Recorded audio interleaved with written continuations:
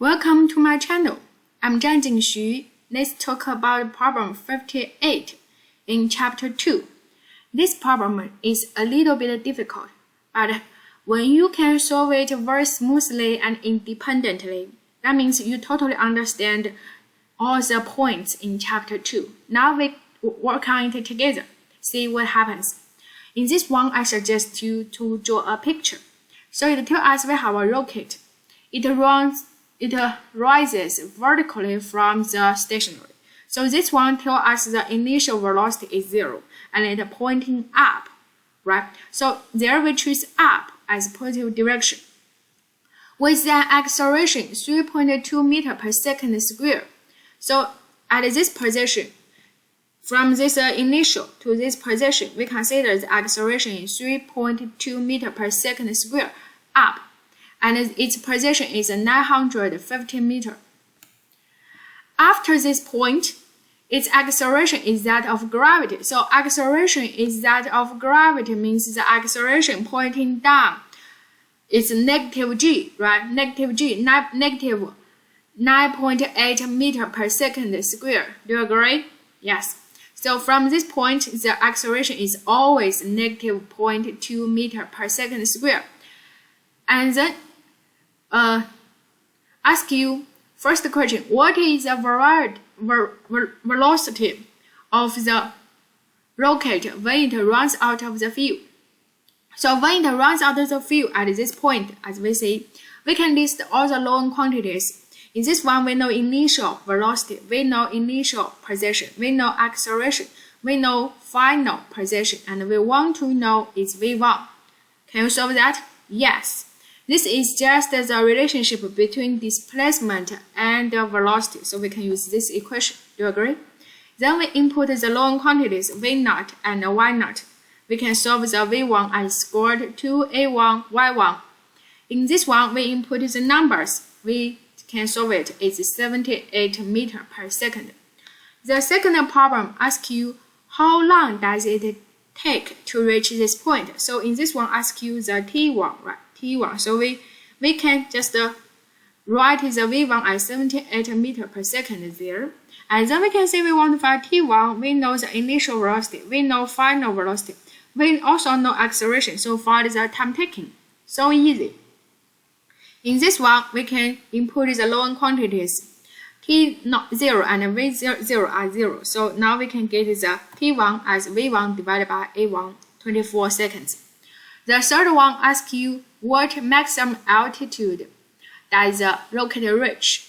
So ask you the Y2, right? We can see from this point the rocket just up through motions, and then at the peak velocity is 0.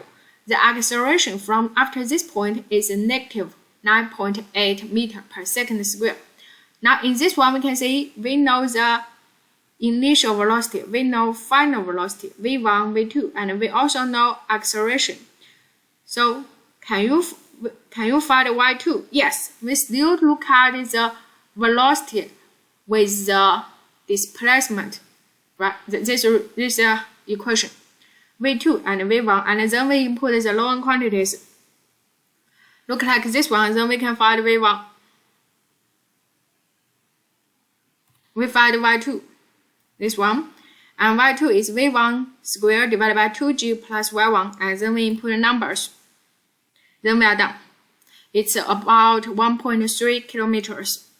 Now we input the Y2 in the picture, and there, ask you how much time does it take to reach this position Y2. So ask you T2. Can you solve the problem? Sure. Because we know the final velocity is 0. We know initial velocity is 78 meters per second. And we also know acceleration. So find the time taken. T2 is so easy. Use this definition about acceleration, right? Acceleration negative g. So in this one, we find the T2 is T1 plus V1 divided by g. And input the numbers. We get a 32 seconds.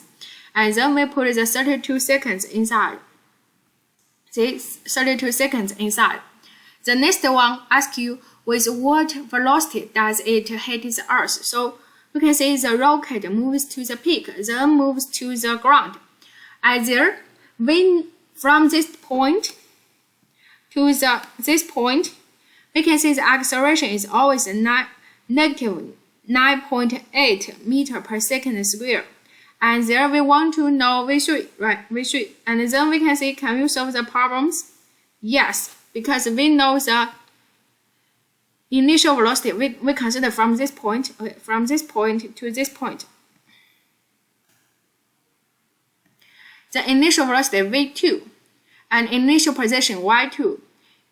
The final velocity V3, final position is 0. So we can solve this equation and input the numbers. We see this V3 is negative squared 2gy2.